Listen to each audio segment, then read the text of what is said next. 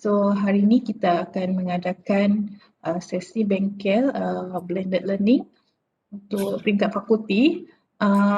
Dan hari ini speaker kita ialah instruktor kita ialah saya sendiri, Ruzana. Untuk saya akan memberikan hands on untuk pengajaran bagi ELIP page. Yang kita tahu sekarang ELIP page kita akan ada sedikit pembaruan, dan selepas ini dalam masa 1 jam saya akan memberikan penerangan mengenai ELIP, dan kemudian pada jam 10.30 Dr. Syazwan akan memberikan sharing untuk mengenai external tools yang kita boleh gunakan ketika pembelajaran secara online ataupun secara face to face juga boleh digunakan. Dan kemudian pada jam 11 kita akan ada sharing daripada Dr. Auzan mengenai teaching blended learning kerana memenangi anugerah blended learning. So kita akan tengoklah sharing daripada Dr. Auzan, dan kita mungkin boleh gunakan sebagai inspirasi untuk mendapatkan yang lebih baiklah untuk kita punya fakulti dan secara amnya secara kita punya ELIP lah, ELIP page. Alright, so sekarang saya akan menunjukkan cara-cara just introduction of the ELIP. Selepas ni saya akan menunjukkan hands-on, terutamanya mengenai website ELIP yang baru. So untuk blended learning, so kita kalau kita tengok sini, kita ada teaching face to face. So kita akan ada buat aktiviti, kita ada buat exam. So kita akan ada real time direct feedback with the students. But kita perlukan satu lagi cara, iaitu menggunakan ELIP. So maksudnya blended learning ni pencampuran antara face to face dan ELIP. Tapi kita yang online dulu, kita lebih kepada secara online lah. Online maksudnya face to face dia through website, through Webex, through MS Teams. Dan juga kita banyak menggunakan ELIP. So dalam ELIP kita ada aktiviti, kita ada assessment, kita juga bagi resource, bagi nota-nota. Jadinya untuk ELIP kita perlu ada blended star, maksudnya minimum yang perlu kita buat dalam ELIP kita untuk mendapatkan at least 1 star. Saya tahu dalam ELIP baru kita tidak nampak ada star lagi.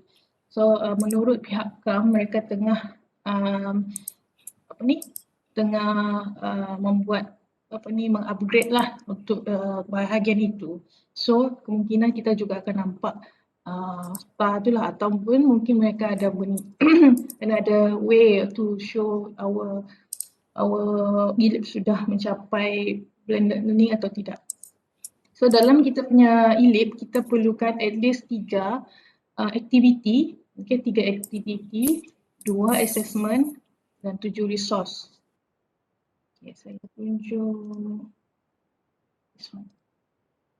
So saya tahu yang ini ialah yang sebelum ni, tapi at least kita akan tahulah apakah yang diperlukan untuk dapatkan blended learning. So kita resource tadi 7. Resource tu lebih kurang macam file, video, dan aktiviti ialah menunjukkan interaksi kita dengan pelajar. Maksudnya apa-apa yang student interact dengan kita. So, contohnya journal, quiz, assessment dan quiz, journal, forum yang ada balasan daripada pelajar itu sendiri. So assessment ialah apa yang kita guna sebagai yang kita kira grade lah, assignment, quiz. So ini ialah number yang kita perlu capai lah. So minimum untuk 1 star, minimum 1 participation for each activity and 3 submission for it. for each assessment. Maksudnya aktiviti kita contoh ada 3, at least satu aktiviti, setiap aktiviti tu ada seorang participant. Lepas tu kalau assessment tu kita ada 2 assessment juga contoh. Salah satunya setiap assessment at least ada 3 orang submit. So kita boleh dapat star. Okey. Saya tahu kadang-kadang kenapa belum ada dapat star ni sedangkan saya dah capai. Tak apa. Untuk fakulti kita just beritahu saya akan beritahu pihak KAM sebab pihak KAM diorang mencek memeriksa blended learning kita page kita, web kita secara manual. So sometimes mereka tak perasan. Okey, antara tips untuk menunjukkan yang kita untuk memudahkan pihak KAM untuk tahu yang itu kita punya aktiviti ataupun assessment, dalam kita punya tajuk aktiviti tu, kita tulis aktiviti, maksudnya aktiviti 1, aktiviti 2. So kalau bila orang buka, orang nak tahu this is activity. Sometimes kita buat forum lah, kita buat journal, kita just bagi nama yang sangat general yang pihak KAM mungkin tak tahu benda ni ialah aktiviti, dia ingat assessment atau apa. So letak aktiviti dalam tu dan orang boleh detect. Dan juga sometimes kita guna external tool, contoh Flipgrid, Kahoot, apa semua tu, itu juga dianggap sebagai aktiviti. So kita boleh gunakan benda tu masukkan dalam e-lib kita dan orang akan detect lah. Okay, orang akan check sama ada ia sebagai aktiviti atau tidak lah. Okay, so untuk 2 star at least 30% daripada keseluruhan student yang masuk dan 50% 50 total region 50% 50 students out of 50 total region students lah, lebih kurang 30%. Okay, untuk 3 star 50% total enrolled students. Okay. Right. Yang penting itulah resources, kita boleh cakap file, apa-apa yang ada yang folder kita, notes, URL, link, slides, yang apa-apa yang kita bagi. Maksudnya resource tu kita bagi, bukannya ada interaksi. So aktiviti ialah apa-apa yang ada interaksi dengan student. Kita ada forum, journal, choice, database, workshop. Choice maksudnya diorang akan pilih, student akan pilih. Nanti kita akan tengok choice tu macam mana. And then kita ada, the last one is assignment, Turnitin assignment, quiz, apa-apa yang kita gunakan untuk membuat assessment lah. Alright, itu ialah introduction lah. Okay.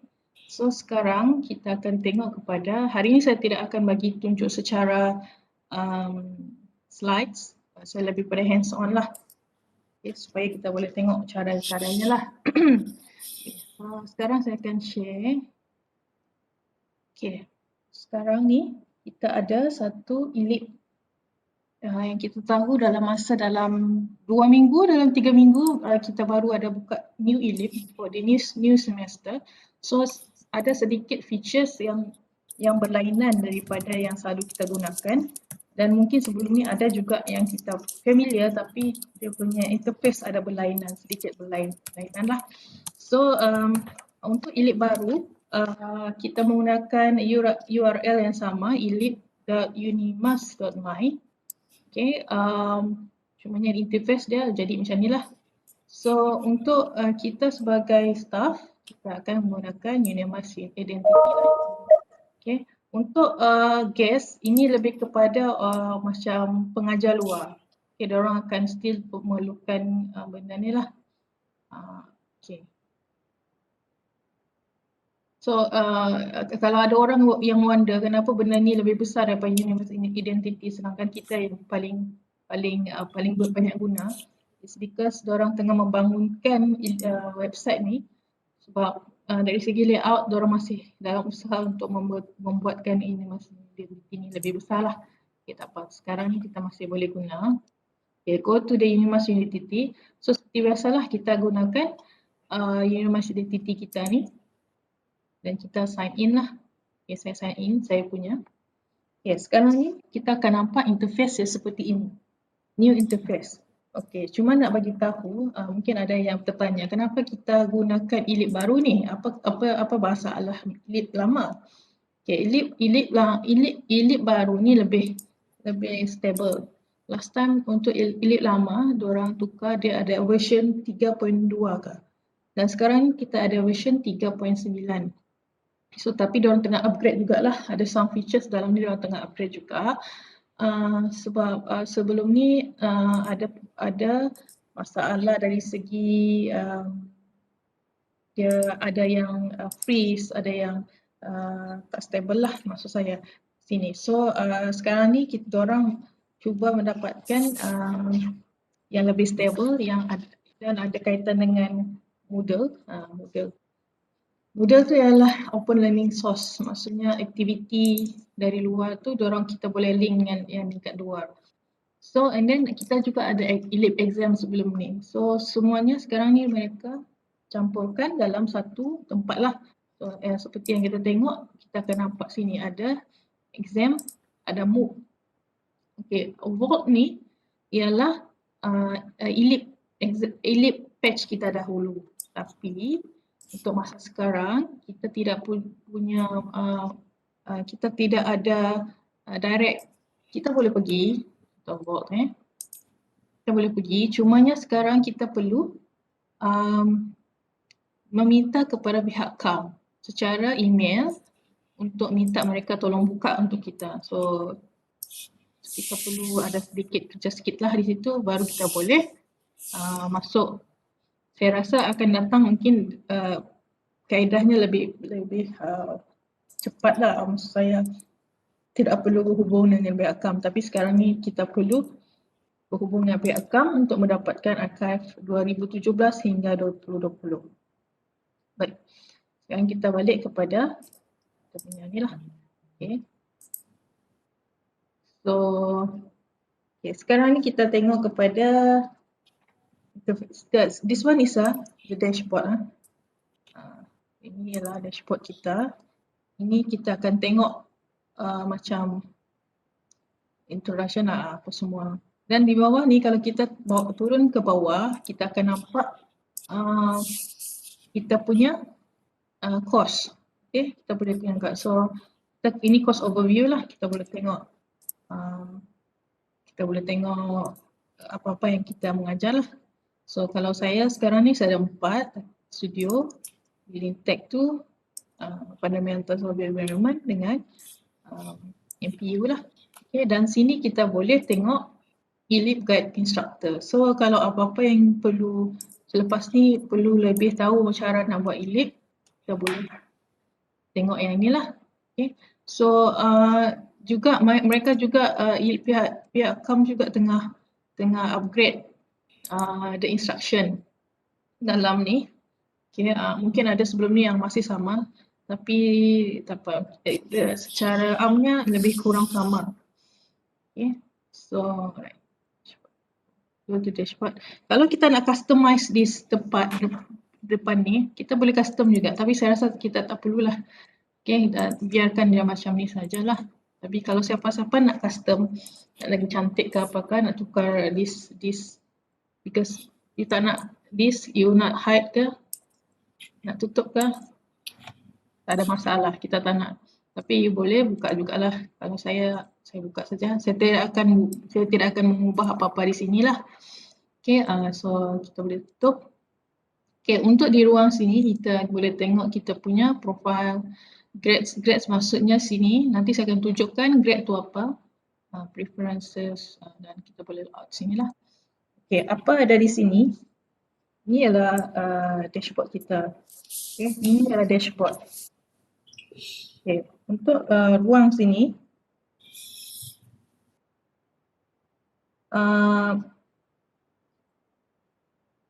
okay, ini ialah pengenalan mengenai elip lah, saya rasa tidak perlu. Dan ini kita boleh tengok instructor bagi courses kita lah. Okay, kalau kita pergi elip home, kita tengok instructor, siapa yang enroll dalam kita punya course. Okay, contoh MPU ni saya seorang saja lah. Okay, building tech sebenarnya 2 orang, tapi kalau kalau nak mengeluarkan seorang tu kena tanya kat ni tak apalah. Okay, so architecture studio ada 4 orang. Okay. So, selepas tu kalau kita tengok kalender pula di sini. Kalender ni ialah kita boleh tengok contohnya assignment, kita ada submission, kita ada bagi deadline dengan student atau kita ada aktiviti yang menunjukkan waktu, kita boleh tengok ni kalender. So kita boleh check lah. Mungkin next one ada submission. So yang ini ialah studio. Okay, yang studio ni ada submission, kita boleh tengok bila kita punya perhantaran, jam berapa. So kalau kita lupa lah kan, kalau kita rasa macam rasanya ada something lah submission. So kita boleh tengok kepada kalender. Okay, di kalender kita boleh tengok. Okay, next submission. Okay. Oh, jam 8. Okay. Macam tu. So ini lebih kepada diary kalender kita lah. Okay. So sekarang ni kita tengok kepada tepi ni ialah my courses. My courses ni ialah apa-apa yang kita mengajar lah. Okay. So macam ni, saya ada 4 lah. Ada fundamentals. Okay. So sekarang kita akan pergi ke course yang pertama lah. Saya rasa saya akan tunjuk yang this one saja nanti untuk kita punya ni. Okay, so sekarang kita tengok kepada interface dia. Ke atas ni ialah nama kita punya tajuk, dan bawah ni ialah navigation kita. So contoh kalau kita nak balik kepada belakang, kita just tekan di sini atau sekarang kita berada di sini di depan. So untuk kita nak tukar nama di atas ni, kita boleh tukar. Kita boleh tukar, ambil this roda screw dalam ni, so kita tekan bawah. So kita edit setting. So kita boleh tukar namanya. So kalau full name ialah BEU Fundamentals of the Environment. Last time sebelum ni dia tunjuk dia BEU 1033 saja. Sebelum ni dia tak ada. Saya rasa some of you. So kalau you nak tukar, contohlah you nak BEU 1003 saja yang appear di my courses. So you boleh tukar macam tu, tukar saja. Course ni tak perlu tukar lah. So kita sudah bermula. So kalau you nak buat summary yang orang boleh buka dan ada summary of your course, you boleh tulis di sini. Dan apa-apa je course image, kalau saya prefer saya letak di tempat luar. You boleh juga sama ada nak letak GIF, JPEG atau PNG. GIF ni gambar yang boleh bergerak-gerak lah. Okay. Course format. Apalah ini. Okay. Untuk format sekarang ni kita berdasarkan topik format lah. Setiap bertopik 1, 2, 3, 3. So kalau ada orang yang nak bertukar kepada tiles format, dia boleh secara tiles pun boleh juga. Kita boleh try tengok saya tengok tiles format macam mana pula. Colors of tiles. Kita pilih ni. Contoh. Okay, appearance dia. Number of announcement. Okay. Kita save and this one. Macam mana jadi? Alright, macam ni. Lebih kurang macam ni. Instead of buat list down, kita boleh buat secara tiling macam ni. Kalau kita selesa macam ni lah. Okay. So tadi kita dah tukar nama dia. Courses tadi tu pergi. Dia jadi BEU 1033. Tapi saya lebih selesa kalau saya buat dia panjang. So nanti saya akan tukar balik lah benda tu. So you all can see secara tiling macam ni. So boleh tekan lah dan dia akan drop down. Kalau you selesa macam ni lah. Tapi saya lebih selesa secara topik. Okay. Contoh. So kita balik tadi, pergi atas tu edit setting. So saya lebih selesa untuk letak semua nama panjang saja. So saya faham Kadang-kadang saya lupa dia punya code ni. Saya kata, okay. So tengok tadi appearance, course format So course styles format. Kalau contoh, kita tengok pula button format. Button format. Kita boleh tukar section kita berapa banyak. Topik kan berapa topik kan? Kita boleh buat 10 saja ke, 12 saja ke, 11 saja ke. Mungkin contoh kita letak 10 saja, 12 saja. So, ni apa ni? Group. Kita try tengok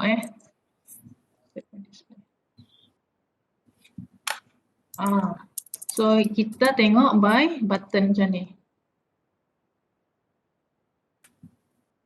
So, kalau nak tengok by button boleh, maksudnya ini ialah kita punya yang pertama. So, pertama, week kedua kita nak tukar macam ni. Week ketiga macam ni. So, and so on. Okay. So, di situ kita tengok di edit setting, di course format course format. So, tadi saya buat ada 12 button lah. Okay, so kita akan balik kepada topik format yang biasa kita tengok dulu Tak apa. Dan save. Okay, so ini adalah format yang biasa kita tengok lah. Kita just drop down, kita boleh tengok tajuk. Okay, sekarang okay, so maaf. Ya. Encik Rozana, boleh tanya? Ya. Di muka hadapan ni, dalam format, dalam elite baru ni, dia tak tunjuk berapa banyak aktiviti, berapa banyak assessment kita dah capai. Macam mana kita nak tahu? Itu pihak KAM sendiri tengah cakap dia orang tengah bangunkan benda tu. Dia orang tengah buat benda yang baru. Sebelum ni kita ada nampak dia orang tengah bangunkan. Mungkin ada cara yang lain ataupun memang staff pun dia orang akan kembalikan. Tapi menurut pihak KAM dia orang akan cuba develop new way lah. Okey. Saya faham. Okey, terima kasih. Kalau ada perkembangan baru saya akan bagi tahu pihak fakulti keseluruhan lah. Okey, terima kasih. Alright. Okay, bila kita dah masuk this course, bila kita tengok bawah ni, course sections. Kita tengok sini, course section. Apa-apa yang setiap topik yang kita tulis di sini. Okay, nanti saya akan tunjuklah cara kita tulis tu. So, sini, course section maksudnya kalau kita nak pergi LU1, so go to LU1. Okay, LU2, dia turun ke LU2 lah. So, this is course section. So, participant, siapa-siapa yang participate into our, so kita boleh tahulah dari fakulti mana, contoh ini ialah MPU kan, fakulti mana kita boleh check orang dari mana lah. Okay, badges ni dengan certificates, ini tak perlulah sekarang ni, dia lebih kepada you nak bagi badge dekat student. Dan certificate tak perlu, competence tak perlu tengok. Maksud saya dia tidak begitu signifikan lah untuk kita punya penggunaan. Okay, kalau nak tengok grades, okay, grade ni ialah contohlah kita bagi quiz, kita bagi aktiviti, kita boleh check sini. Contohnya benda tu kita access kan. Contoh kita ini ialah summary. Contoh aktiviti ataupun assignment. Kalau you all bagi markah dalam ni dan you boleh access ataupun kalau you all nak track down berapa banyak assignment dah saya bagi. So kita boleh track down sini based on the name of the students and then kita boleh tengok ini ialah student yang ambil quiz sebelum tu, markah mereka. Dan kalau kita ada buat assessment dan bagi markah kita boleh tengok by this lah. So this one is the grade. Cik Rozana. Nak tanya satu lagi soalan boleh Boleh. Ini bila kita minta student submit assignment, ada limit kan? Lebih daripada 7 contohnya sistem tak boleh absorb dah. Sebab saya rasa saya ada masalah semester lalu. Bila student hantar assignment, bila sampai ke tahap tertentu mungkin macam dia punya kapasiti dah penuh dah, student tak boleh submit lagi dah lepas tu. Dia mungkin sebab ELIT ni dia ada sistem, dia hanya boleh sampai 100 MB saja. Mungkin dah dia punya file tu dah terlalu besar untuk dimasukkan. So itulah tak boleh masuk. Kita okay, nanti saya tengok assignment berapa banyak. Tapi kita boleh juga allow them to bagi link. Maksudnya contohlah video ke ataupun yang file yang berat, instead of hantar, kita minta diorang hantar link Google Drive. So kita boleh tekan dan dia boleh pergi ke, kita boleh masuk ke ni lah. Okay, itu saya akan tunjuk lah. Saya akan So dia boleh submit as link lah. betul, kita boleh ask them submit as link. Okay, terima kasih. Maaf mengganggu Tak apa. Memang kita boleh two way pun. Okay, alright. I think kita balik. Inilah. Okay, so kalau kita nak balik, kita boleh tengok this navigation atas ni. So, kita nak balik kepada tadi kita punya page dan tekan sajalah. Okay, now we go to sini. Untuk kita nak menukar keadaan dalam ni, kita boleh tekan sini, turn editing on. Apa-apa pun kita boleh tukarlah. Kita sebagai pengajar, pemilik lah ELIP ni, kita boleh tukar. So atas ni kita boleh tukar apa-apalah, mungkin sebelum ni apa tu jadi dah. So dalam ni saya just cakap welcome students lah. Okay, tekan saja ni. Okay, apalah. So tekan saja dan klik enter dan dia masuk dah. Alright. Okay, sekarang ni mengenai kita nak letak these pictures. So kita tekan edit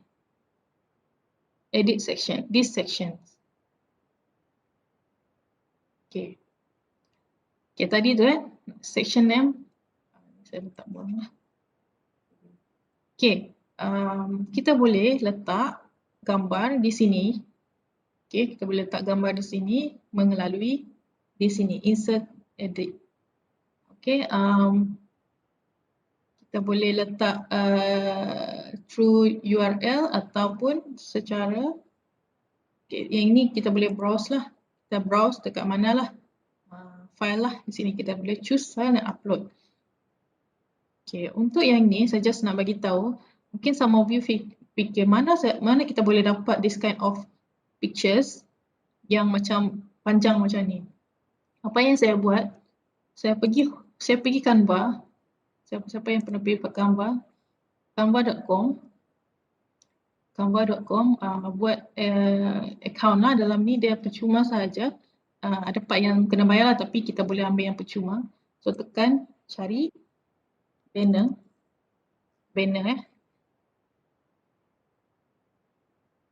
Alright, so kita akan nampak this kind of ni lah.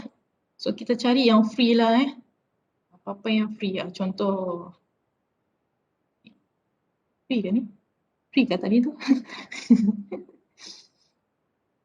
Alright, so yang ni contoh. Dari sini kita boleh tukar. Contohlah BEA 2196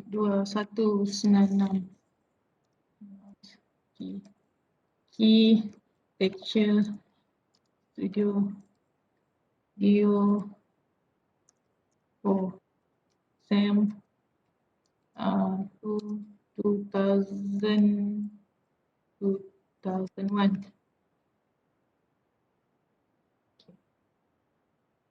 Sini.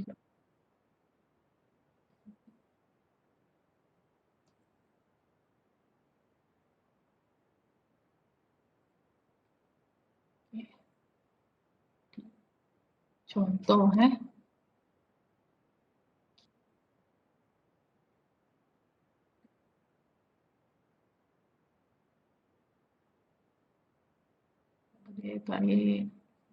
Okay.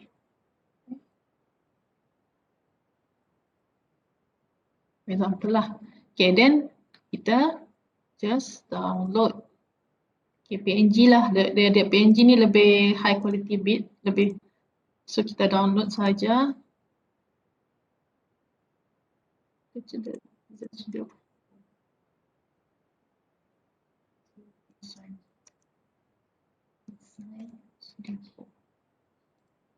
Okay, download. Okay, download.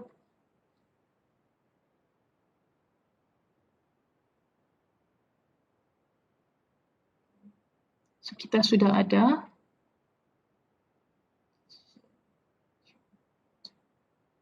Okay. Sekarang kita balik kepada kita punya fundamentals. Okay, kalau saya rasa saya akan masuk ke this one. Saya pergi ke architecture design stage 4. Okay. Okay, ni belum ada banner kan?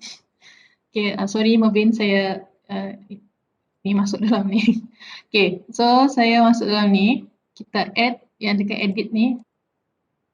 Edit the sections. Okay, you go to this image, kita browse. So saya choose file.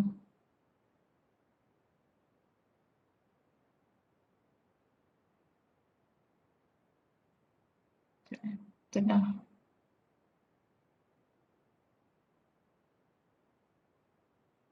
Not responding pula. Sekejap.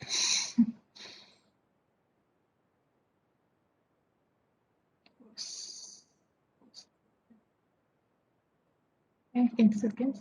Alright. Choose file.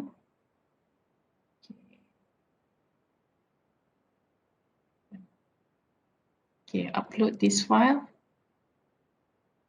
Okay, sekarang ni besar dia macam ni. Mungkin terlalu besar. Kita boleh adjust. Besar dia mungkin 1000. So dia dan so save image. Okay, so image for decorative kita tak ada description, just tick dan save image. Okay, so kita balik save changes dan this is our interface architecture. Siapa-siapa nak tukar, tadi saya cakap tadi generally kita boleh tukar welcome students, okay. Enter sahaja dan kita dapat. So banner, kita sudah ada banner lah. Alright. Saya nak balik kepada course saya. Nak balik kepada fundamental tadi.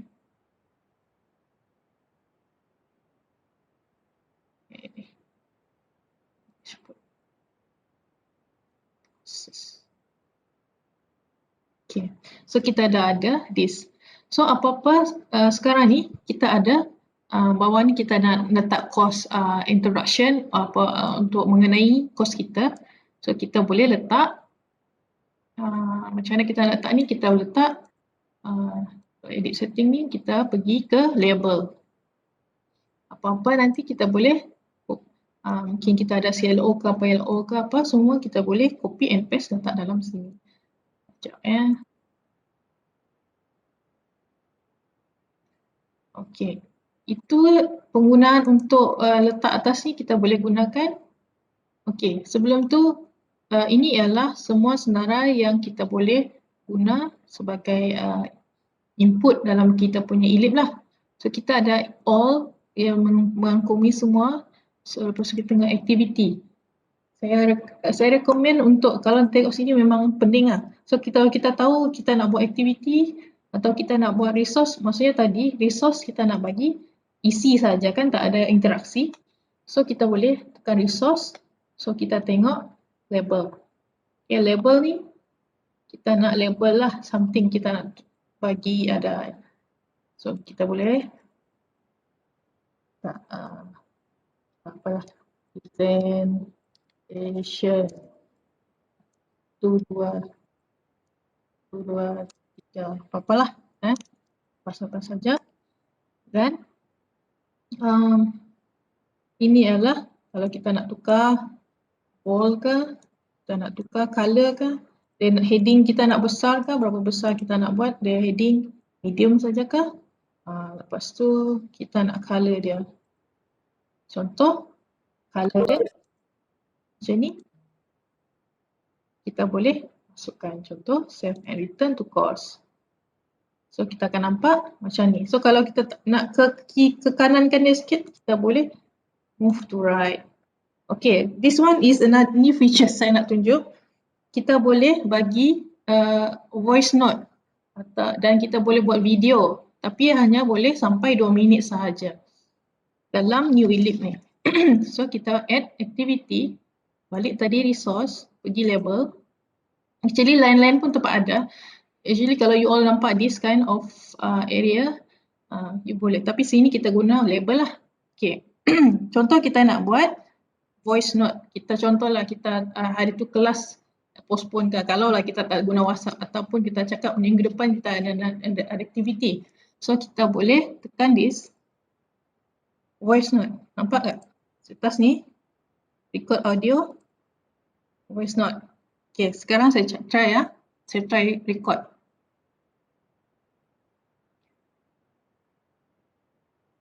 Hello students, minggu ni kita akan ada aktiviti di kelas. Please datang awal sikit dari biasa.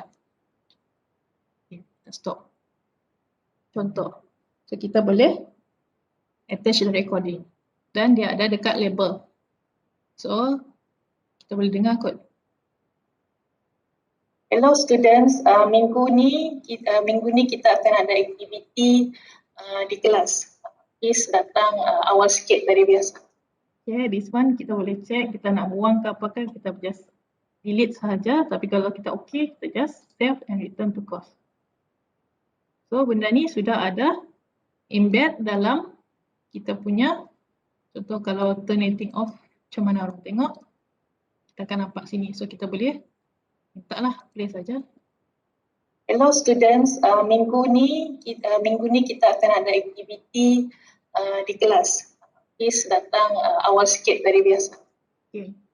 Kita boleh voice note dalam masa cuma boleh masa 2 minit sahajalah. Apa-apa instruction you rasa you tak nak tulis, you can use voice note. Another one, kita boleh buat video juga dalam masa 2 minit. Okay, contoh kita buat add activity, again, resource. Kalau saya buat label sajalah. Label dia akan boleh kita appear terus ke laman kita. Kalau file, orang boleh kena tekan dulu baru dia akan masuk ke that filing lah. Saya rasakan ini label. So kalau saya nak buat video, saya tekan yang ini. Insert or edit a video file. Ya. Sorry, saya bukan ni. This one, sorry. This one, record video. Okay, saya boleh start record.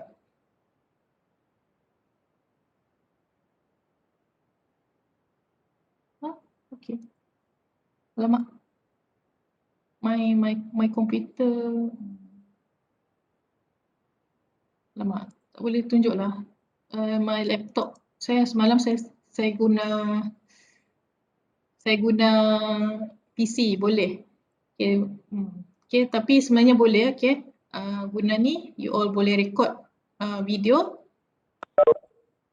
Boleh record video dan dalam masa 2 minit sahaja.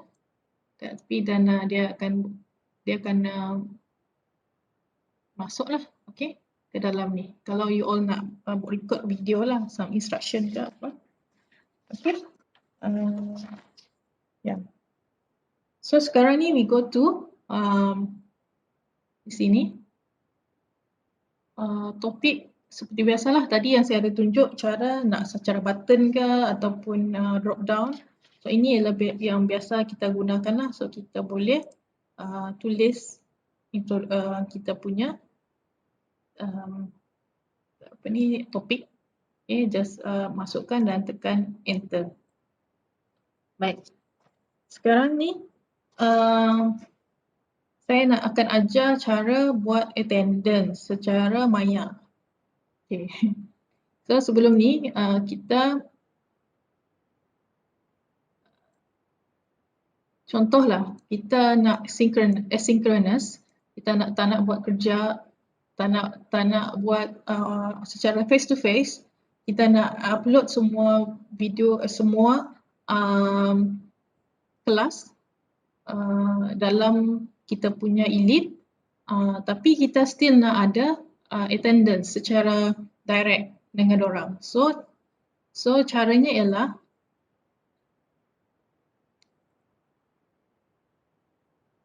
contoh, saya masukkan add.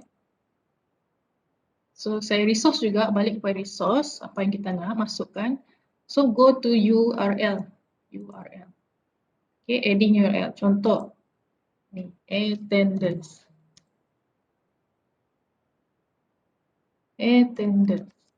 Attendance week. Example. Okay, sekarang ni saya nak ada attendance link kita punya QR code tu. Okay, so caranya ialah, contoh mana tadi? Attendance. Okay, contoh saya nak guna attendance yang ni, yang sekarang ni. So saya ambil ni, copy saja, saya masukkan dalam ni. Paste.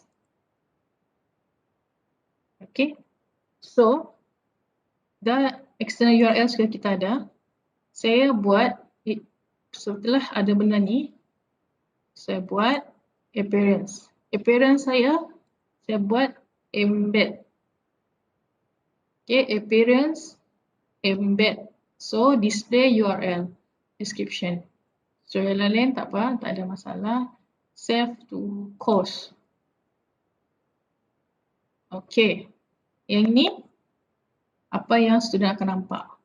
Dan bila kita nak dia pergi ke QR code, tekan saja sini dan kita akan nampak this attendance bawah. Okay, I think boleh lagi sekejap ya. Saya nak setting dia punya besar tak besar dalam ni. Experience. Oh, okay. Sama juga. Since saya guna laptop, so saya punya interface tu kecil macam tu. Tapi kalau saya guna PC, dia punya screen lagi besar, you akan nampak attendance ni lebih besar lah. Dia akan memenuhi. So, kalau macam ni, saya akan nampak macam ni lah. So, you all boleh share this QR code dengan students. So, you tak perlu buka website ataupun open direct to meeting link untuk share the QR code. Okay, so dia cakap alright, then saya tak nak lagi bagi tunjuk diorang QR code, nanti diorang terlalu ni. Tak apa, we go back. Contohlah kita bagi setengah jam je dengan diorang atau berapa masa saja. So instead of bagi diorang link tu tengok lagi, kita just hide sahaja. So diorang tak boleh masuk to that attendance lagi lah. Okay. Setakat ni okey kah? Boleh follow ke? Atau terlalu, sorry lah, kita ada masa tak berapa banyak untuk, boleh? Boleh. Alright. So, itu ialah attendance. Kalau kita nak tak nak asynchronous, kita nak asynchronous, tapi kita nak juga attendance juga secara direct dengan orang, secara QR code, itu cara dia lah. So, balik kepada aktiviti, saya tahu aktiviti attendance yang ni, hari tu Prof Rashid dah tanya saya, attendance ni. Attendance ni actually dia lebih kepada kita sebagai lecturer key in secara manual dengan mereka. Saya nak cancel this one. Okay, attendance. Saya dah buat. Okay, cumanya cara dia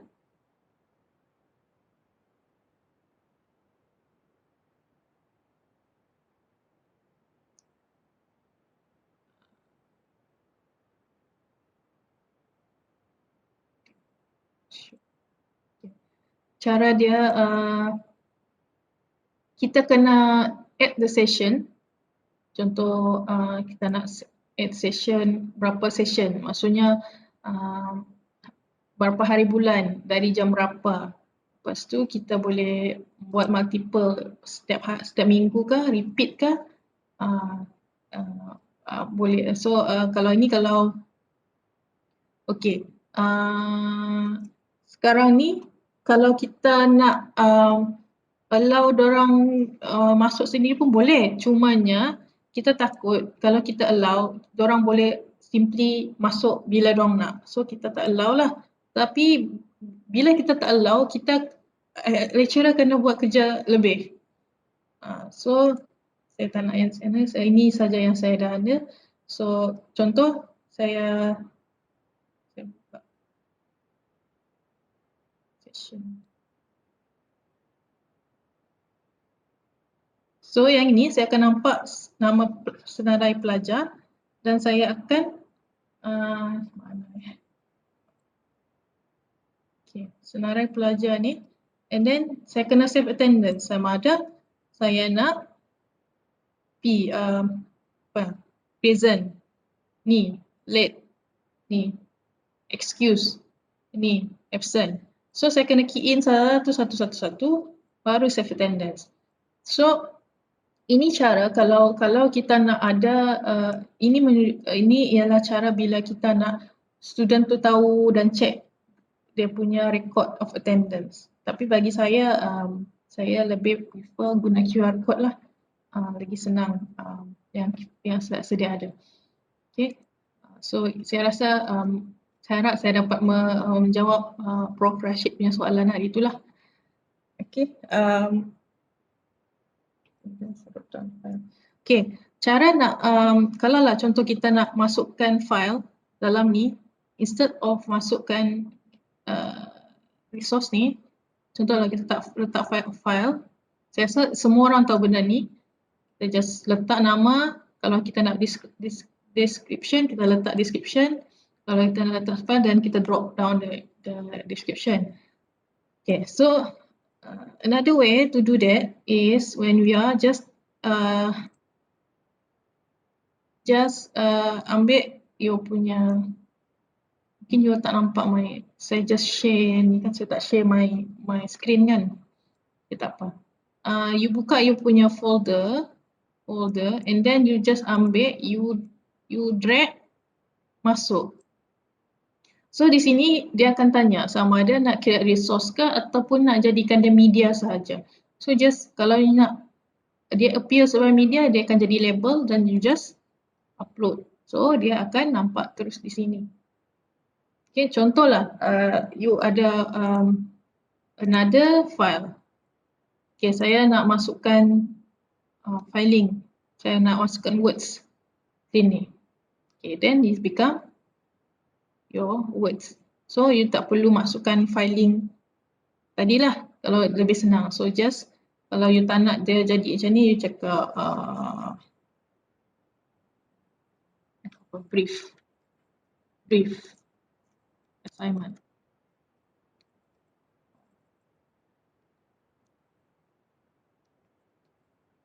Okay, dan enter. So done. So student boleh download lah benda ni. Okay. So yeah, itu cara yang senang lah untuk you upload your ni. Tapi kalau you nak resource tu, kita nak buat file, yang folder yang banyak-banyak file dalam tu, you boleh letak file link. So saya cakap assignment example. So you can describe, you boleh display. Kalau you nak display instruction tu, you boleh tekan display. Lepas tu content ni you drop saja apa-apa yang you nak letak, you drop satu, drop lagi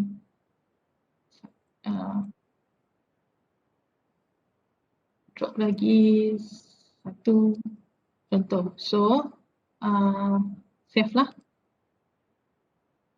dan you akan nampak ada folder assignment di situ. Tekan saja assignment dan student akan nampak beberapa file dalam tu. Kalau you all nak banyak assignment lah dalam tu.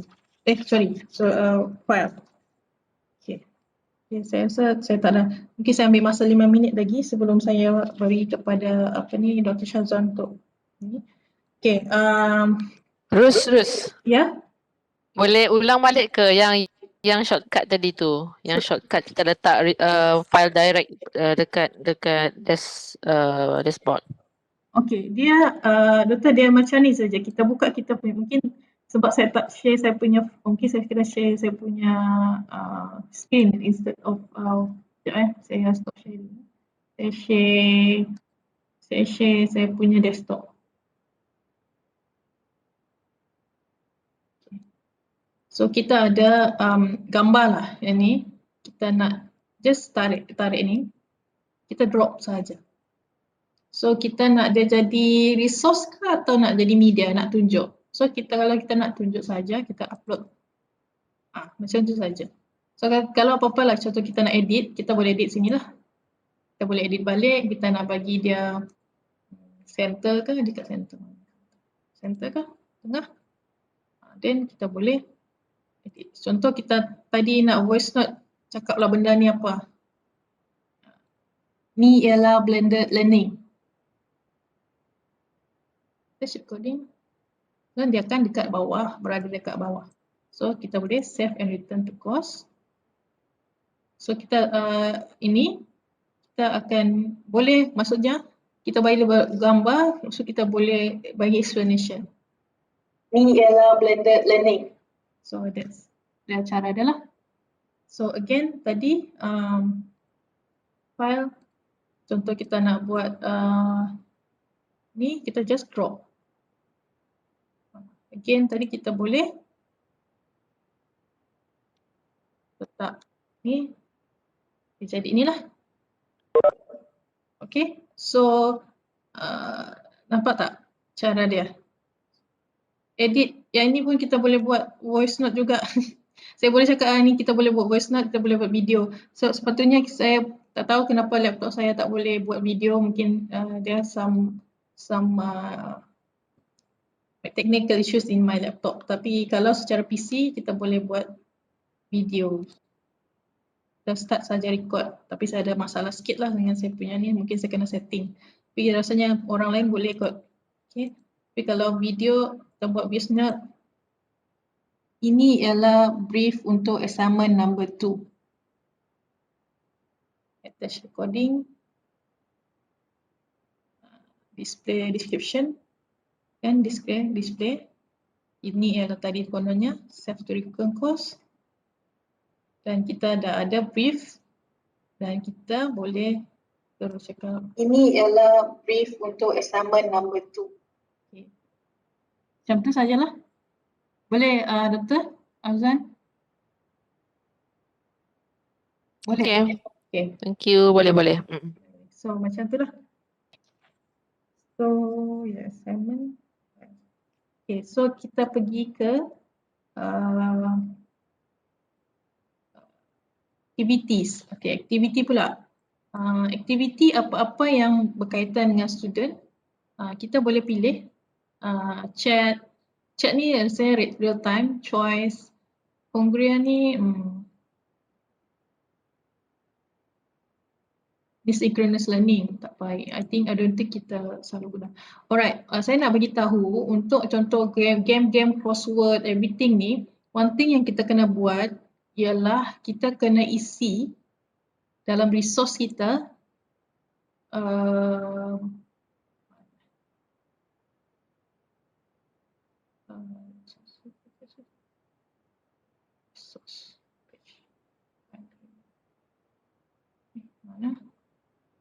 dalam database.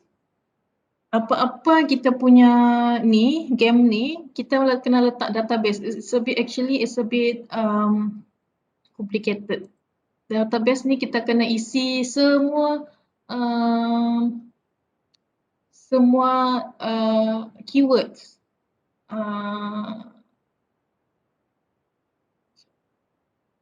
Kena isi keyword, kena isi soalan dalam tu, barulah kita boleh gunakan dia. Contohnya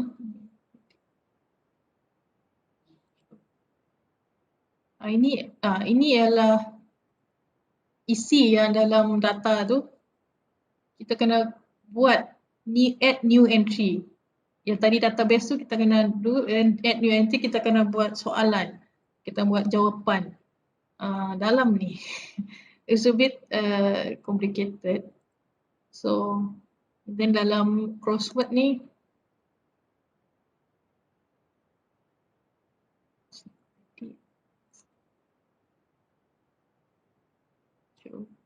crossword ni dia akan ikut alamak.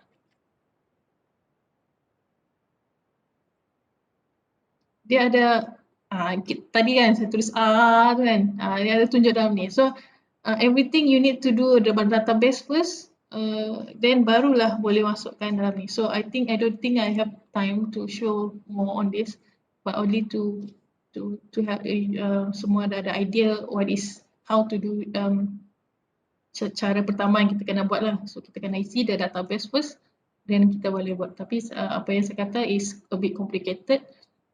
Maybe selepas ni kita boleh gunakan Dr. Shazwan punya recommend untuk activities lah.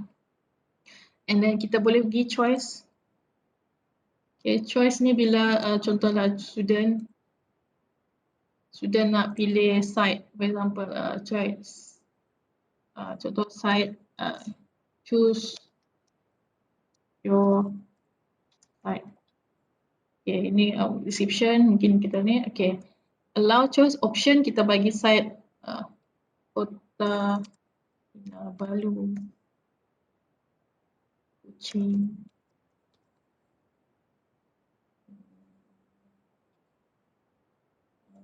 Seremban. Then kita result comment. Tak ada activity completion, it's okay, save and return. So dalam ni student boleh choose dia punya site. Okay, ini adalah apa yang orang akan nampak lah. Sama ada nak Kinabalu, Kuching, Seremban. So nanti bila student choose, kita akan sebagai ni kita akan nampak berapa nama of responses. Okay, ya. Okay, sikit lagi saya nak bagi quiz. Okay, go to kalau quiz assessment so lagi senang kita tengok sini lah, mungkin yang kita biasa guna quiz. So go to quiz, so name quiz one. Please do this the quiz will be in 20 minutes for example, apa semua kita boleh display. Dan kita boleh buat timing, kita nak enable. Contoh minggu depan saya nak buat quiz tapi saya nak buat sekarang juga, tak apa. So kita boleh go to berapa 30 hari bulan, jam berapa, jam 10 pagi. 10 pagi. Mana-mana lah. 10 pagi. And then saya nak close juga masa hari yang sama ataupun saya nak esoknya 31. Masa saya bagi 20. And then saya nak bagi time limit. Berapa masa saja yang orang boleh buat? 20 minit. Okay. Okay, ni tak apalah, automatic biasa. Okay, great. Saya nak berapa kali nak allow diorang? Sekali saja. Okay, then saya buat satu. Layout satu page tu satu soalan ataupun 2 soalan, 3 soalan. Contoh saya nak buat 3 soalan satu page. Question behavior shuffle. So kita dalam question bank tu kita nak diorang berubah-ubah, tak nak sama. Setiap orang akan tengok review option, ini tak apa. Appearance, yang ini ialah kalau you nak ada student punya gambar lah, tak apa.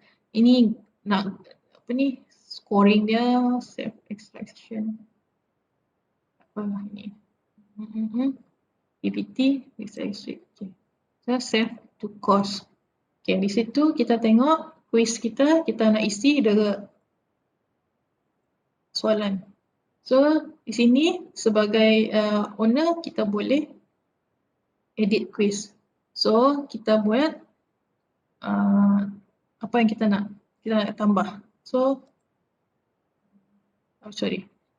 sorry, ini add new questions.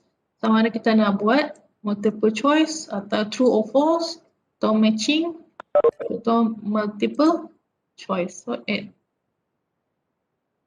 So, question name, question text, okay, shuffle number choice, you boleh bagi choice A, B, Q contohlah. A, B, C, Q, B, C. So grade dia, contohlah ini adalah soalan jawapan yang betul, you buat 100%. So ini jadi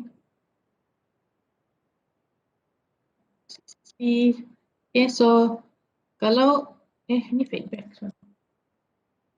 So grade dia kalau betul-betul bukan dia is none lah. None, 100 kosong. Okay, 100 kosong. Tak ada, none.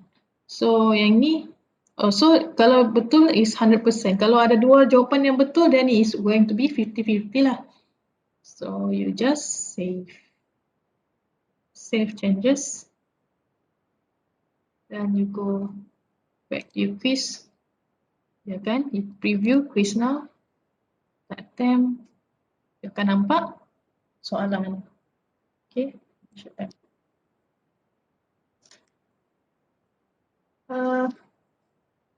Yeah.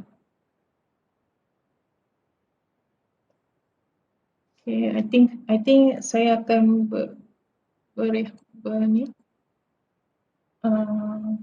journal, kalau journal, resource juga journal, activity, sorry, journal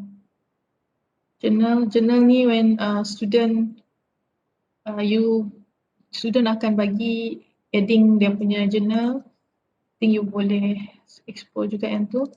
And then the last one I think I want to share is group selection. Contoh kalau kita nak buat group, diorang nak pilih group, kita bagi 5 group. Contoh group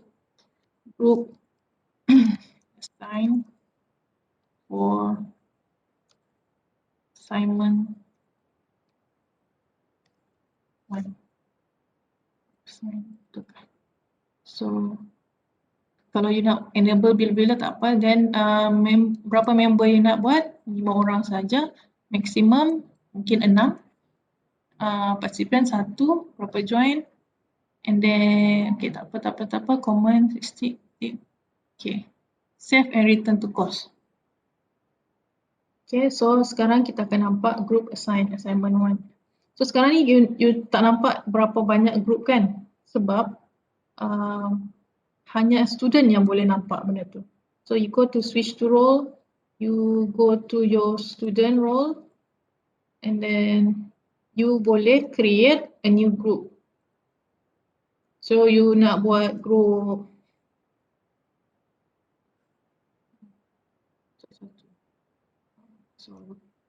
boleh buat di sini, so create new group. So you dah ada group. So siapa-siapa yang nak masuk that group akan masuk. Ini list lah. Alright.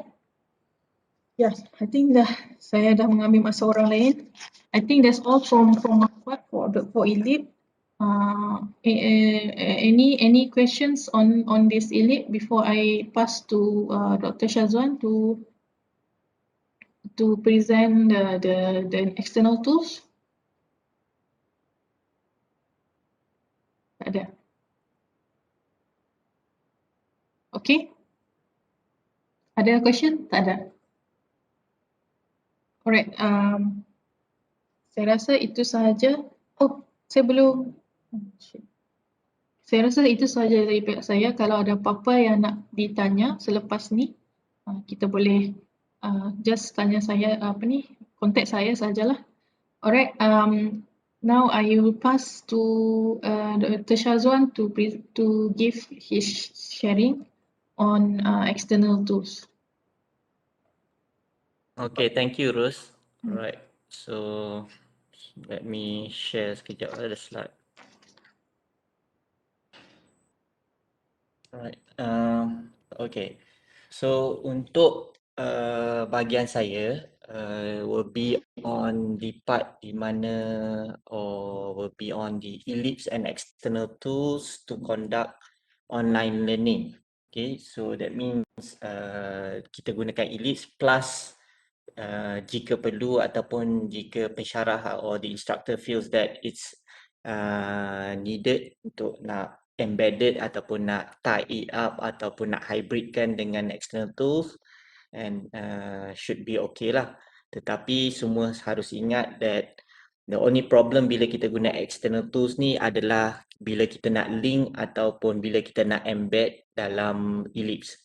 That's the only problem yang selalu dihadapi oleh instructor or the lecturers apabila dia linkkan ataupun dia embed lah, usually the students tak dapat nak access the other features on that embedded punya layout. Okay, so that is the usually yang kena keep in mind for the instructor lah, supaya bila nak embed ataupun nak guna external tools, you have to be alert lah tentang benda ni, because biasa berlaku dan we all pun dah ada pengalaman kan yang guna bila you nak use this external tool. Okay, so secara overall, okay, this is just my info. Okay, the layout the presentation will be covering 4 perkara berikut lah. So the three important one adalah in terms of setting out, and then the second one is apa yang Rose dah highlight tadi, just kita recall balik, and then the third one is I'm going to show you the all the tools tu saya dah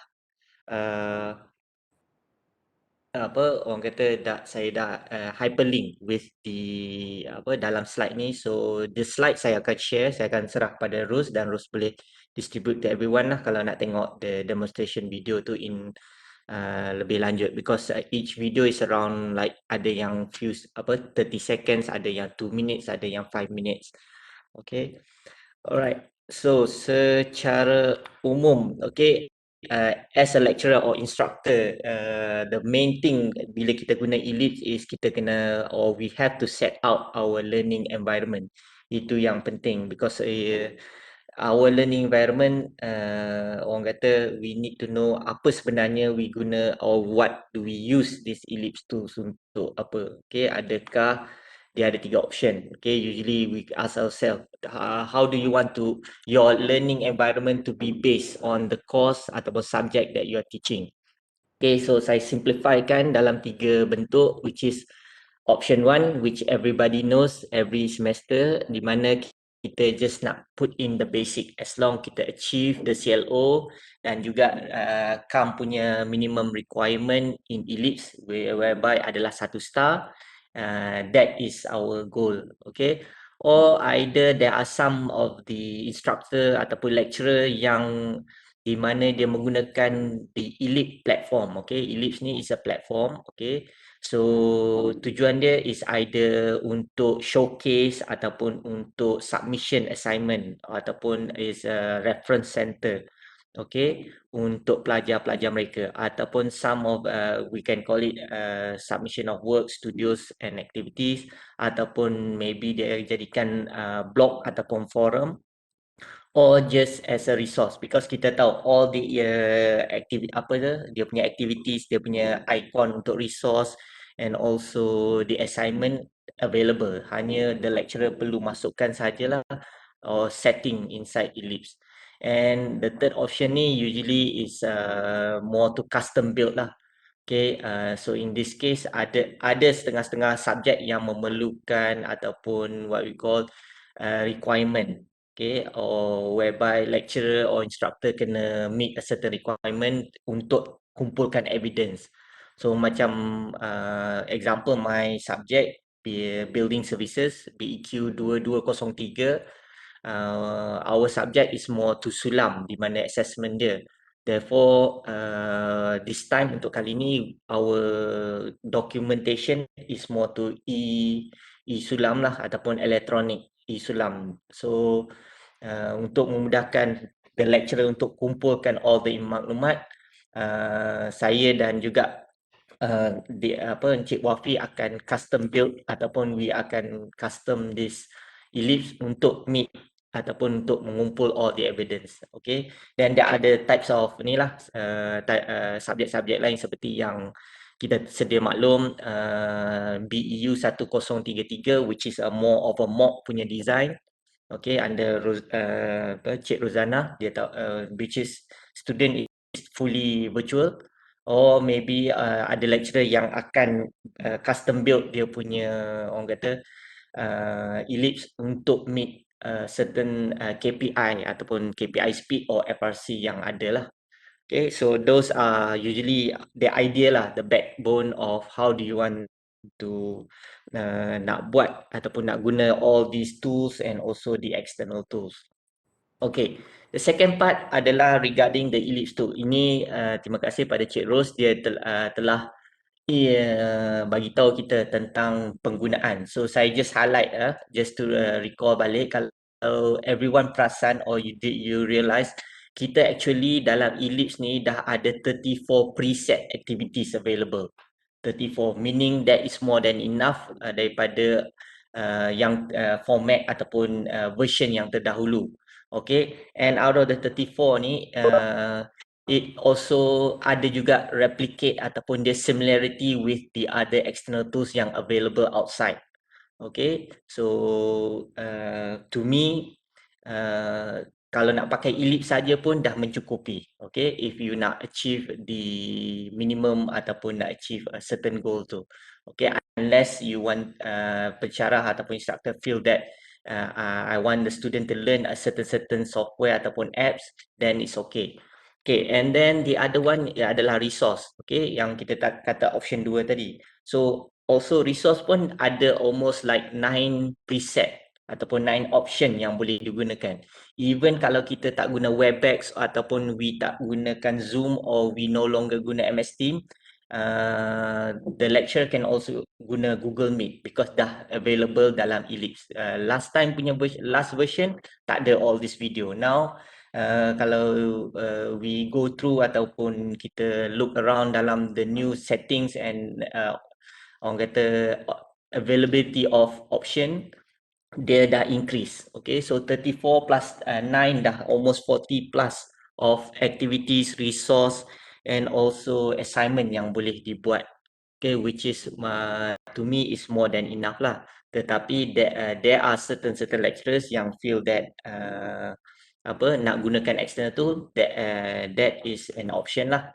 But harus ingat, external tools dia ada pro and con dia lah apabila kita nak embed ataupun kita nak link, because at the end of the day pihak KAM minta kita untuk make sure that apa external tools yang kita guna, we must have evidence lah. So bila nak evidence tu, usually kita akan link or we will embed it dalam page, our elite page. Okay, now the next part adalah going to the external tools and alternative. Okay, so secara umum these external tools are the multiple. Okay, as every year kita Google search, kalau look on the internet, okay, as you can see dalam slide, ada 15 top e-learning web apps, ada 20 best approaches apps yang boleh guna for teachers. Okay, dia bermacam-macam. Okay, but it depends on the instructor or lecturer itself. Which one you want to use. Okay, kita tak nak, orang kata dalam word of technology ataupun internet, we call it, we do not want to overkill.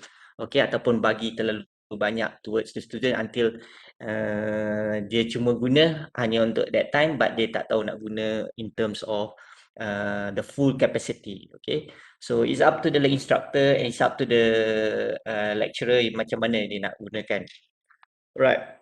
So these are example. Okay, there are few. Saya dah breakdown into dia punya categories. Okay, maybe kategori yang saya breakdown tu tak bersesuaian ataupun seakan-akan sama, but these are mengikut saya punya ni lah, that I feel dia punya breakdown.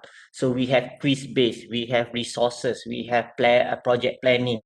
Okay, and also we have cloud storage. Okay, the next slide pun ada juga. But also has all the lecturer atau instructor kena keep in mind. Okay, yang saya letak note tu.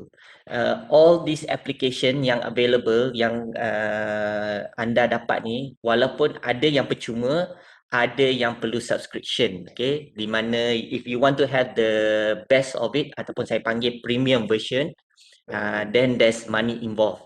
Okay, so depends on the apps ataupun depends on the tools yang available. Okay, for example kita tahu kalau Kahoot kita kalau nak guna more than beberapa dia punya quiz, kita kena bayarlah harga premium dia. Kalau nak guna for Prezi ke and so on. Okay, so these are the example of external learning tools and alternative yang available. So like quiz based, kalau tak the instructor or the lecturer tak berminat nak guna Kahoot, you can always use quiz. Okay, Quizit, some call it Quizit, quiz. Okay, and then there's also yang berbentuk ataupun flashcard, which is Study Blue. Okay, SB. Alright, and resources or selain daripada our own database library resources, sometimes certain educators atau instructor will use TED, okay, TED website, TED Education ataupun EED, Education X, okay, as resources. And then for project planning, yang ni depends on ni lah instructor, okay. Kalau ada assignment or do you want to make sure that the group assignment are tracked, boleh guna Trello, boleh guna Monday.com, boleh guna Tick. Okay, Tick. And for us, bernasib baik kita ada cloud storage for certain sekolah ataupun certain orang kata university or college, they might have a limited space of cloud storage. So these are optional lah untuk cloud storage. For example, Dropbox, PC Cloud, Box, okay, ataupun Cloud Up. Okay, dia depending on how much storage dia boleh bagi. Ada right now, majority will be akan bagi kita for the free version is 5 GB. Ada company yang mana dia bagi 10 GB of cloud storage. Okay, so usually macam us in Unimas kita ada Google OneDrive, okay, whereby kita ada storage our own university storage.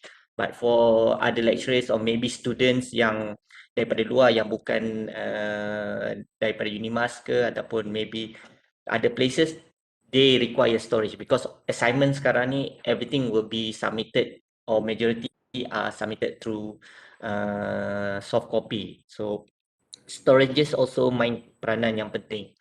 Okay, the next slide adalah kategori-kategori yang lain whereby kita ada or we have video activities.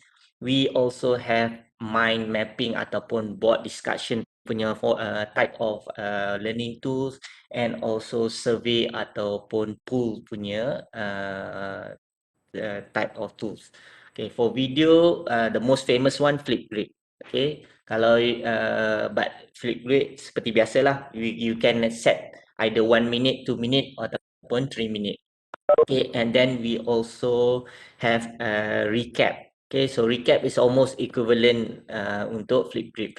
Okay, and then ada juga video. So these are all popular orang kata alternative, okay, towards learning tools yang available and diguna pakai. Okay, maybe for us kita pakai one or two, tapi for schools untuk tempat-tempat lain they are using it accordingly lah, mengikut keperluan mereka. Okay, and then for the mind mapping ada Padlet, ada dot storming, ada Lino, ada Wakelet. Okay, all this semua ni saya dah letak link. Okay, dalam slide yang terakhir tu saya dah letak all the link. So if any lecturer ataupun instructor nak apa orang kata nak read through, you can click on the icon and then automatically dia akan bawa ke video dan juga ni lah information yang diperlukan. Okay, so untuk pool tu pun sama. Okay, most of the time yang kita dengar Mentimeter, but and also Woolclap. But beside that, there are also alternative seperti AHA Slide and Slido lah yang boleh digunakan. Okay, these are majority untuk education lah yang dikatakan education, but also do not forget dia ada juga yang common ataupun the popular apps or whereby some of them are the premium, okay, yang paling orang kata paling laris lah yang digunakan, especially under Google. So certain university dia subscribe to Google punya subscription, whereby dia ada Google punya they have their own Google punya meeting, and then dia punya cloud and so on.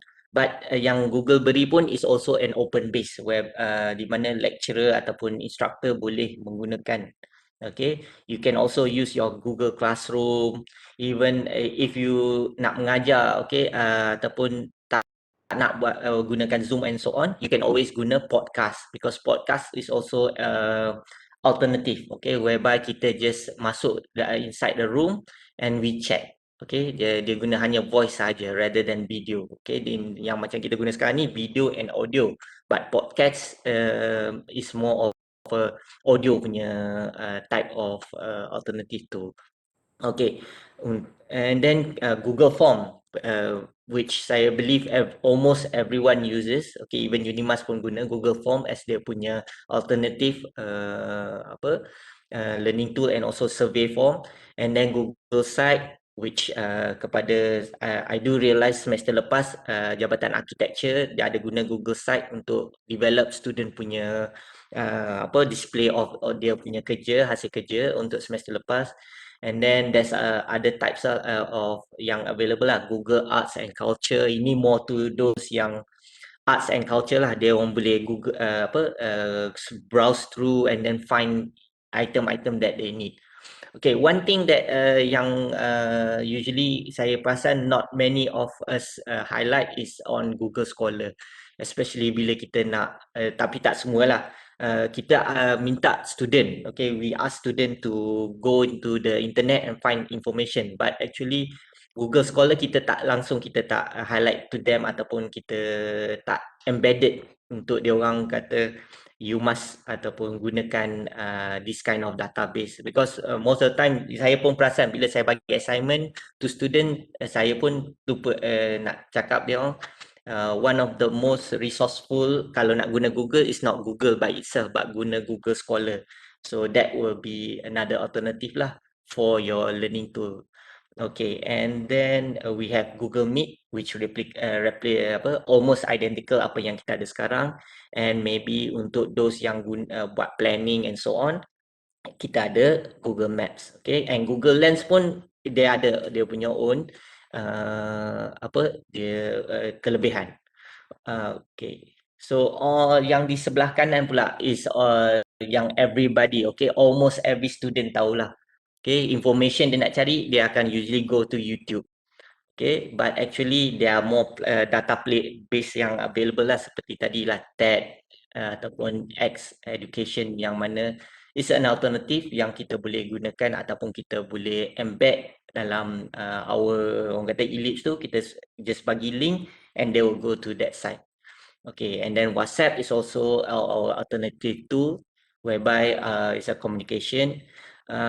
Okay, Instagram, maybe some akan kata apa guna Instagram, but actually last year, if I'm not mistaken, pemenang untuk apa orang kata CAM punya award for student punya kategori ada menggunakan Instagram as dia punya apa orang kata instrument, whereby dia orang menang as juara lah. Dia buat macam diary or dia buat macam portfolio storyline lah guna Instagram dia, and they submitted as orang kata assignment, dan CAM lah dia orang menang tempat pertama.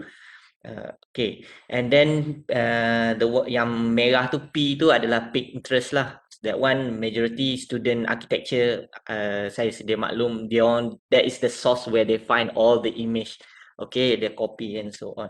And now since kita dalam keadaan orang kata online learning, Wix is now becoming popular because of the platform yang kita akan gunakan sebagai e-portfolio. Okay, it's free. Ada kena bayar yang premium if you want to use it. But using the free version pun dah mencukupi lah. Okay, and then yang akhir tu depends pada ni lah setiap instructor how actually this is a video tapi it's not majority kita tahu TikTok is for video for entertainment, but if kita convert it to an educational punya format, it becomes the same as Instagram lah, yang boleh dikemas kini ataupun jadikan sebagai Flipgrid. Okay, so macam saya kata tadi lah, how does the instructor or the lecturer wants to use that application? Okay, sebab different type of learning ataupun maybe subject memerlukan different type of um, external or alternative punya learning tool. Okay, so at the end of the day, it goes down to the instructor, it goes down to the lecturer. The list of teaching and learning tools are unlimited as the list increase every year. Okay, so as the instructor, we decide what the student will be using. Okay, so if macam lecturer atau instructor dah biasa guna Facebook Live, then teruskan, but make it in more of a education punya format. Walaupun some people kata no, this is just an education, this is for social media. But if you convert the punya format ataupun you look in a different angle, then it can be also a education tool. Okay, just because dia asalnya daripada social media, that is the issue. Tapi but it's still an education tool lah. Okay. Apa orang kata hyperlink. Okay, saya hyperlink every ataupun example of all the external tools yang available. So bila tuan-puan dan click on this icon, it will go directly to the video lah yang available. Okay, so that is all daripada saya. Thank you. Right. Saya just serahkan kepada Dr. Afzan lah untuk sesi yang seterusnya, iaitu knowledge sharing lah. Okay. Okay, Assalamualaikum warahmatullahi wabarakatuh. So saya share screen. Okay, Assalamualaikum warahmatullahi wabarakatuh. So hari ni saya nak buat sedikit sharing lah. Tak adalah, I rasa tak adalah macam terlalu extraordinary, tapi just nak share sahajalah what I've done for this award, Immersive Learning Experience. So yang ni first of all kita kena select dahulu subjek apa yang kita nak masuk tu. So untuk immersive for immersive learning experience blended learning, there are 5 areas that we need to focus on, which are the project information, project rationale, approach, student engagement, and impact of students' learning. Okay, so for the students' project information, so I've chosen BEQ 1073 Construction Economics for QS1. Then actually this subject dia ada 3 CLO, but for the purpose of this award, I've chosen only 2 CLOs, which are distinguish the different usage of cost data, cost analysis, and appreciate the use of different methods of cost modeling. CLO 3, apply the cost planning process in cost control procedure during pre and construction stage. Okay. And then the project rationale. So for the project rationale, I incorporate the instruction by MQA, for blended learning substitution. Okay, this course adopted blended learning substitution, which was introduced by MQA and the university due to MCO on the 18th of March 2020. So yang ni adalah one of the evidence or project rationale for this particular project lah. Yeah. So what is blended learning? Yang ni tadi Cik Ruzana pun dah explain on what is blended learning. So for this blended learning substitution, it is particularly for the MQA punya arahan lah for asynchronous and synchronous method of teaching and learning. So basically, Blended learning substitution is a self-directed learning, project-based learning, and remote learning that combines both online and face-to-face learning. And there are several platforms to implement blended learning substitution method for this course, such as ELIP, live classroom, forum, and simulation. So for this particular project, saya masukkan element of simulation since we have PDA and ECA calculation. So pelajar-pelajar tak boleh nak keluar, and therefore they need to have a project that they need to the real project, dan dia pelajar-pelajar perlu buat simulasi lah based on that particular project. Okay, for the PDA and ECA calculation.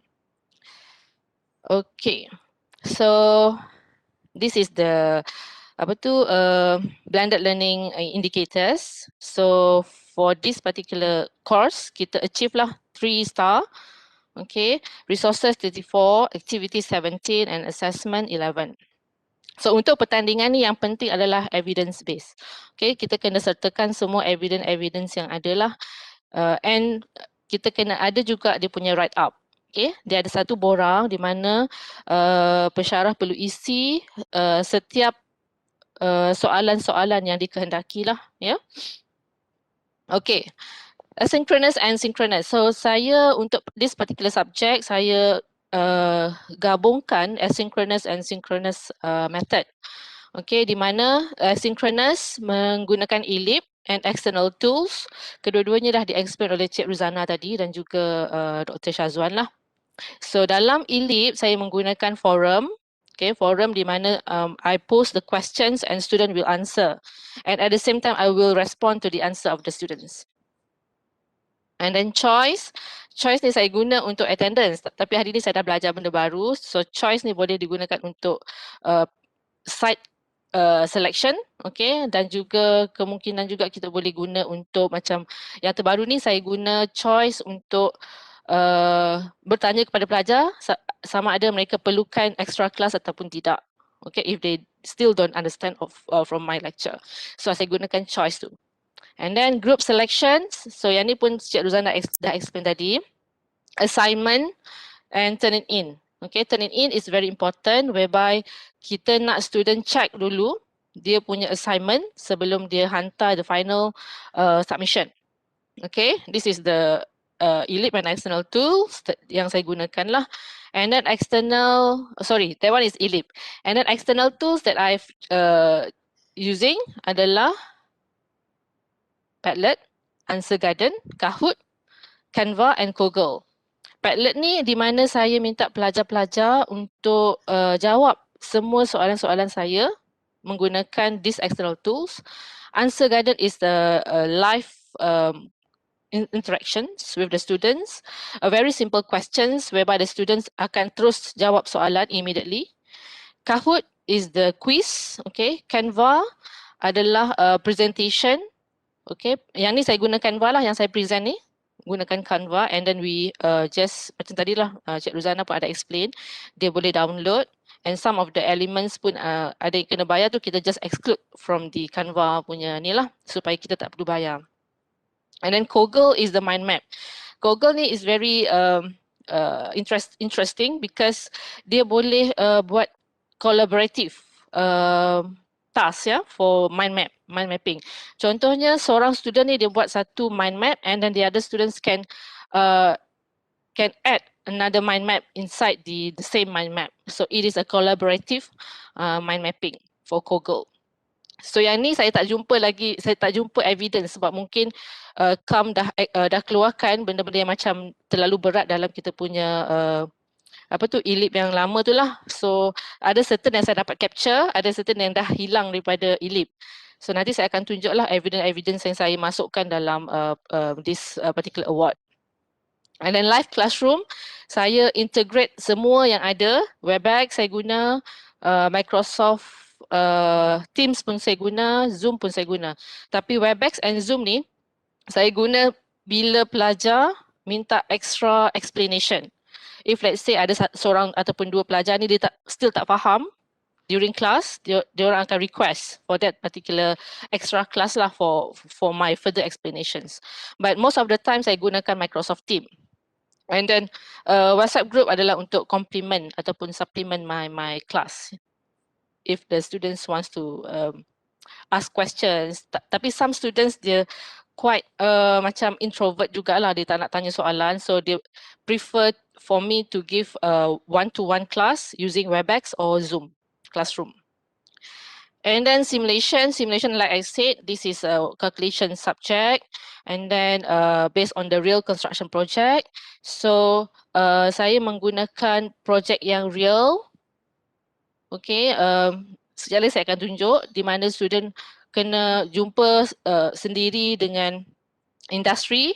But since this is during MCO memang susah nak jumpa, they will opt for telephone interview, and then macam online interview like using Webex, Zoom kepada ni lah dengan stakeholders to get all the information like cost data and so on.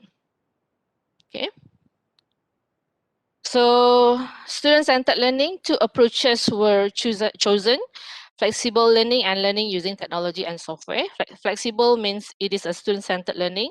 Student kena pergi sendiri dekat site, dekat industri, asking for cost data, and then learning using technology is the one that I've used for my teaching and learning. Okay, so I embed all the information, all the tools, external tools, and ELIP tools in my teaching and learning. Okay, approaches.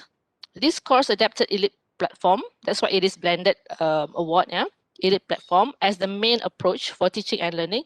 So the external tools that I've used, I embed in my ELIP platform. Okay. So like Dr. Shazwan said, ELIP memang very particular when we use external tools, they need evidence. Contohnya macam sebelum ni saya gunakan Padlet. So Padlet previously saya tak embed. So, I just put the link.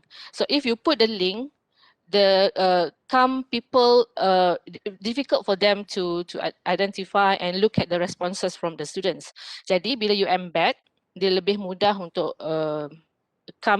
verify your resources, your activities. And then all materials for teaching and learning were uploaded in the ELIP page to enable students with poor internet connection. Okay, yang ni awal-awal dulu memang pelajar QS lah, especially ada banyak masalah internet connection. So it is very difficult to do every week online face to face. So saya tak buat 100% online.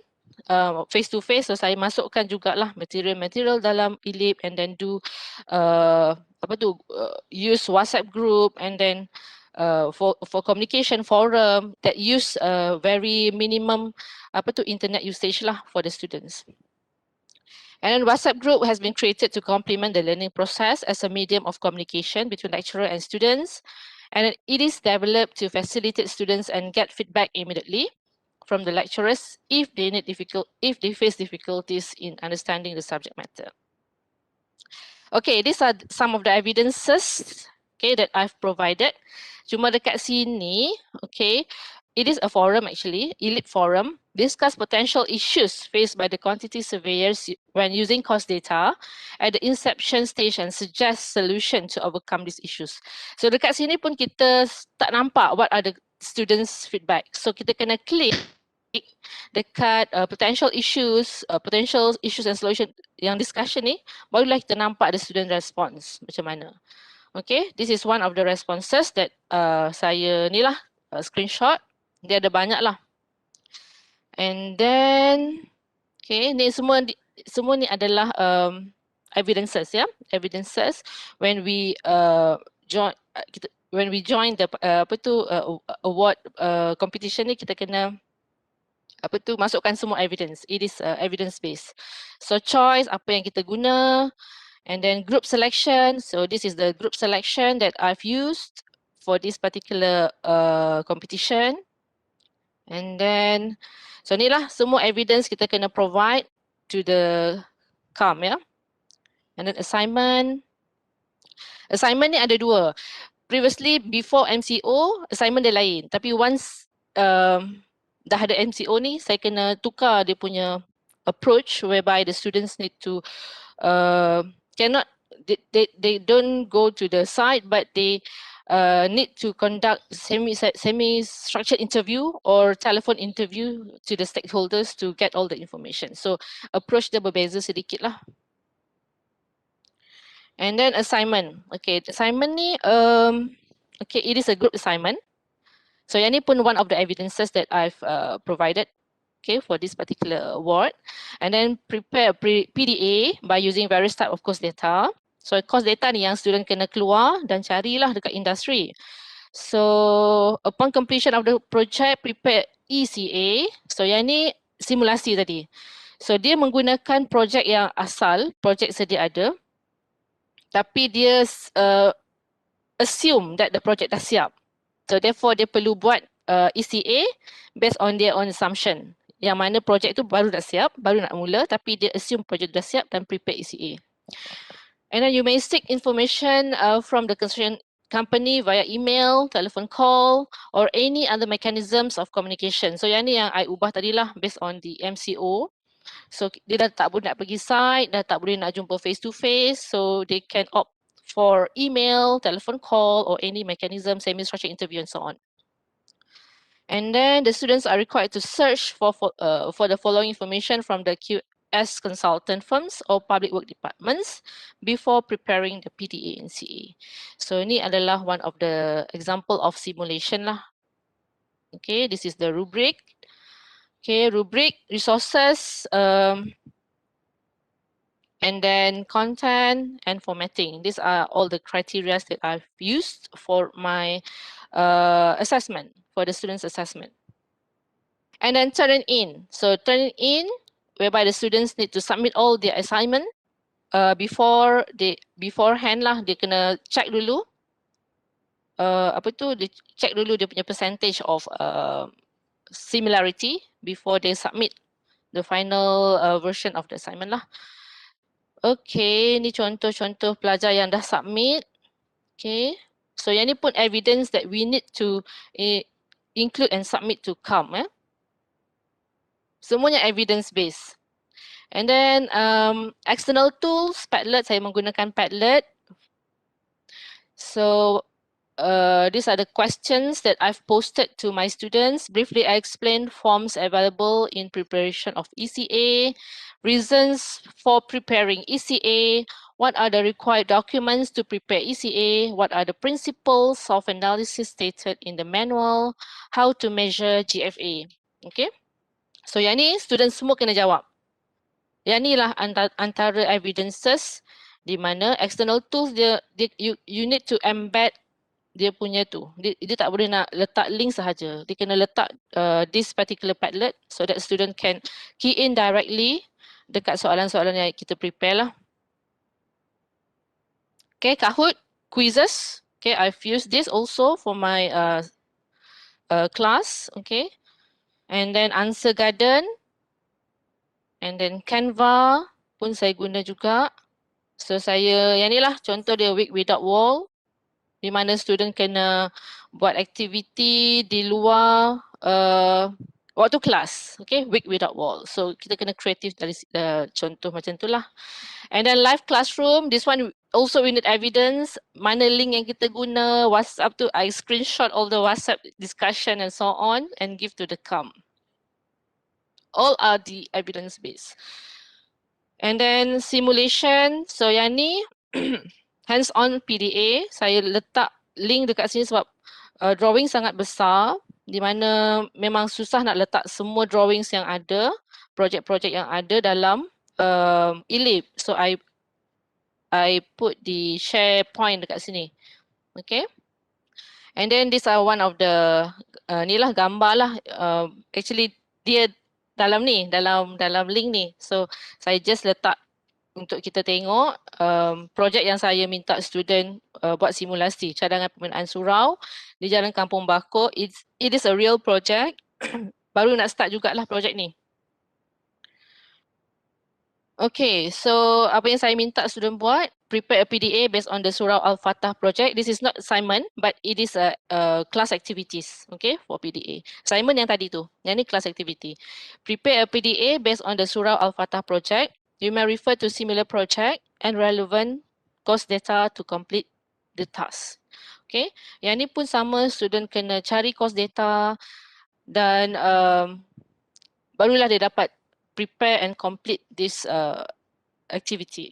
Okay, it is a simulasi jugalah. And then the implementation of the approach. Okay, so untuk this particular competition, saya guna 3 approach lah yang biasa. Semua saya rasa memang guna approach yang sama. Lecture, of course, kita kena buat lecture jugalah, PowerPoint presentation, then post in the ELIP, and then do virtual face-to-face interaction with the students. And then tutorial, okay, tutorial, the student needs to download the questions and bills of quantities, real project. Okay, yang ni semualah tutorial. Guna assignment pun sama juga. For the assignment, SEL, student-centered learning through project-based learning was implemented. So it is quite challenging because it requires data collection and interaction with the industry players during MCO.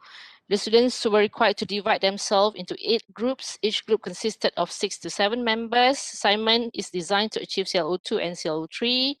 Okay, each group was required to propose a new building in Sarawak. Every group needs to search for all cost data from the industry to prepare PDA, ECA, and okay, namely tender documentation, contract documentation, and so on.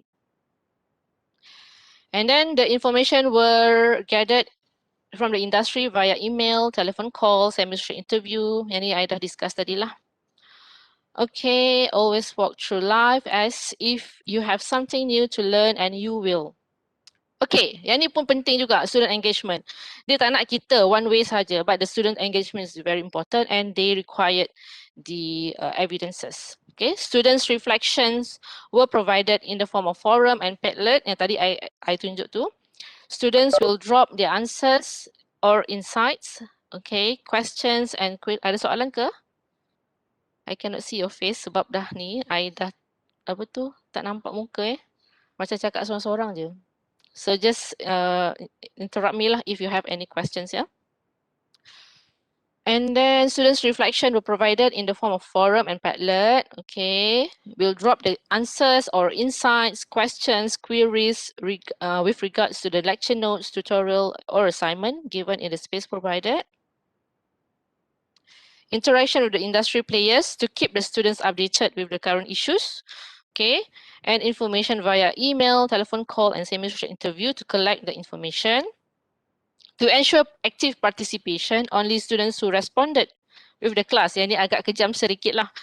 Students who responded with the class activities such as giving feedback from the lecture notes or answers from the tutorial in the ELIP page will be given the attendance.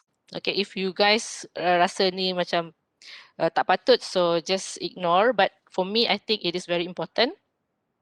Otherwise, students tak participate and just buka dia punya apa tu Microsoft Teams and go elsewhere. So saya tak nak benda tu berlaku. So I put it as mandatory for them to participate, okay, and give feedback. Student will also receive immediate response from the lecturer regardless of the right or wrong answers. Okay, yang ni memang agak mencabar sebab kita kena sentiasa tengok handphone kat WhatsApp tu, kalau ada soalan memang kena immediately respond. Sama juga dekat ELIP forum, yang ni saya selalu termiss jugalah. Sometimes kita tak buka internet ataupun ELIP all the time. So sometimes I termiss juga certain questions in the ELIP. So yang ni kalau kita nak hantar evidence memang kita tunjuk our response, student answers, student questions and our response to students questions. Yang tu kena ada evidence. Okay, impact on students' learning. The skills that are relevant to this course is critical thinking skills. Okay, technical skills, dia pun keluar tengok pergi collect data, it is a technical skills, and communication skill of course. They communicate with the industry, communicate with the lecturers, their peers, yeah. And it pun requires evidences jugalah. These skills have been achieved through continuous assessment in the form of tests, assignment, and final assessment in the form of take-home examination. Okay, dekat quiz tadi pun sama jugalah, kita pun incorporate the these critical thinking skills. And various activities were developed to achieve CLOs. The elements of communication, ethics were embedded in the assignment, as the students were required to deal with the industry to obtain several information. So, communication, ethics, yang ni kita kena explain sebelum pelajar-pelajar kita keluar jumpa industry players dekat luar. So we need to explain the ethics and how they can communicate well with the industry. And then the communication, listening skills, ethics, and confidentiality of the documents were explained carefully to the students before meeting the industry players to portray a good image of UNIMAS. So tak naklah student kita keluar nanti bercakap tak tahu, macam mana nak deal dengan apa soalan pun tak tahu kan. So we need to prepare them well before they go and meet the industry players. Okay, that's all from me. Thank you very much. Ya, terima kasih kepada Dr. Zat. Itu saja. Ya, terima kasih banyak. Okay, alright. Thank you very much for your participation. Okay. Thank you. Thank you, Bang Rus. Thank you, Dr. Azan. Okay, bye. Terima kasih, Dr. Zat.